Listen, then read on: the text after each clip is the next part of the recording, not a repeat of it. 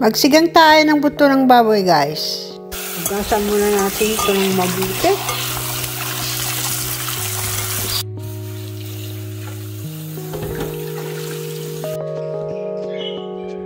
Panghalo natin, meron ako ng talong, radish, galing sa aking organic garden. Tapos,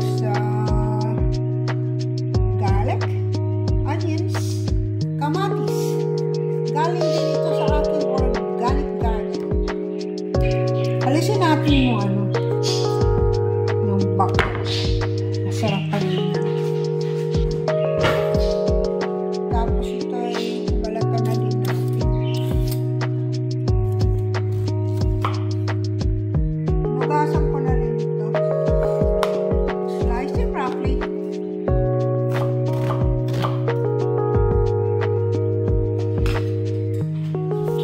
And I give this to my fingers.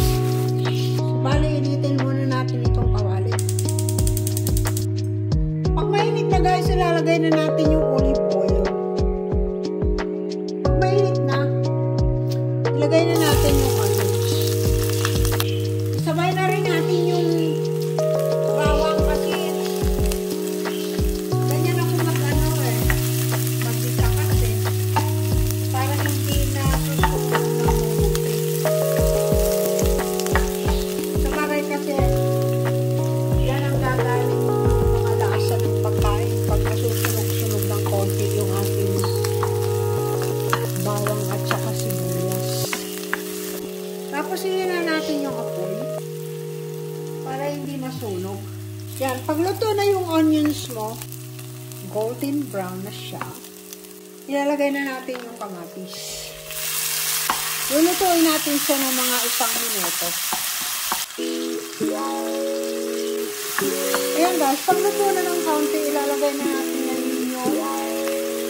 buto. Buto ng baboy, buto ng baka.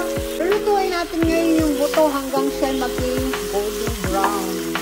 Hindi ko muna siya babaligtarin. Lalakasan ko ngayon ang apoy niya. Masarap yung parang siya talagang golden brown ang kulay. 7 to 10 minutes. 5 minutes pa bawat side. Pag ganyan naluluto siya ng konti, babaligtarin ko siya.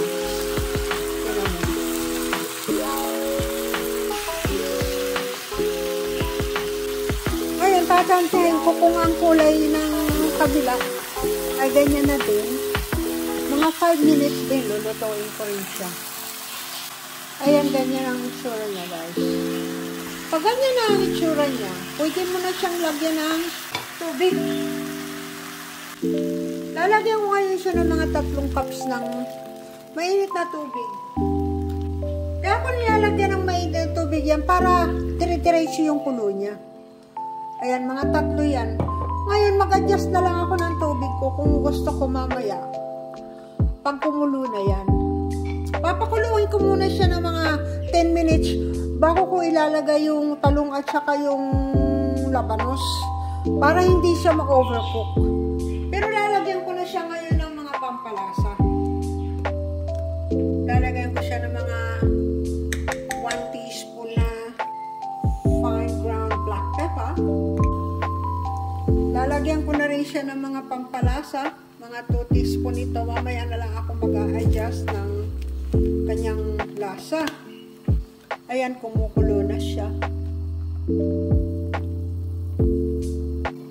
Maglalagay na rin ako, guys, ng tamarind powder.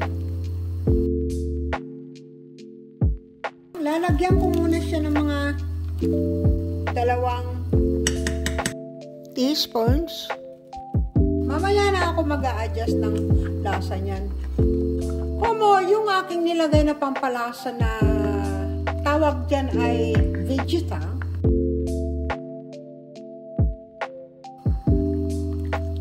Titikman ko muna yan mamaya-maya. Kung kailangan ko ng asin, maglalagay ako ng asin. At halu-haluin ko na rin Ngayon kung malambot na yung karne, saka ko ilalagay yung aking labanos at saka yung aking talong kasi madaling maluto yung mga yan, hindi kailangan lutuin ng mabuti.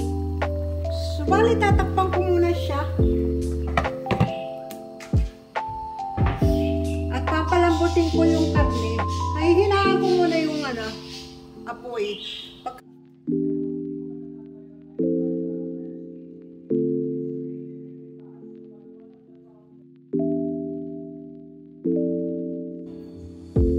Nag-overboiled siya guys, so nilinis ko na muna at inilipat ko sa isang burner. Malambot na siya pagkaraan ng 20 minutes, so inad ko na yung aking labanos.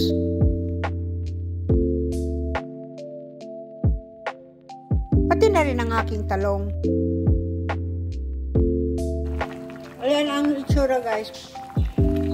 Pagkaraan ng mga 15 minutes.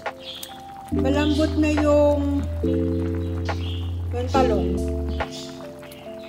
Tapos, iyan ko na ngayon yung ating bananang saba. Yan. Magpapalasa siya ng matamis-tamis. Lutuin pa natin siya ng mga 5 minutes para uminit yung saba natin. Frozen yan guys. Tapos ininit ko muna sa microwave ng mga 5 minutes. Ngayon kung sariwa yung saba mo, hindi mo na kailangang i-microwave. Ayan. Ilalagay mo na, ihalo mo na pagluto na yung mga vegetables mo.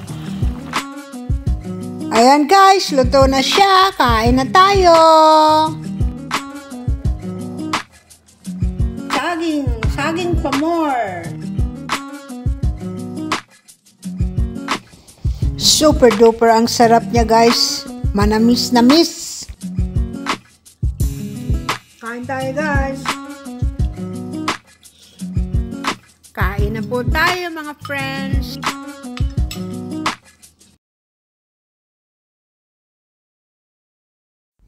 Thank you so much for watching my video guys, and I will see you in my next video very soon. Love you guys.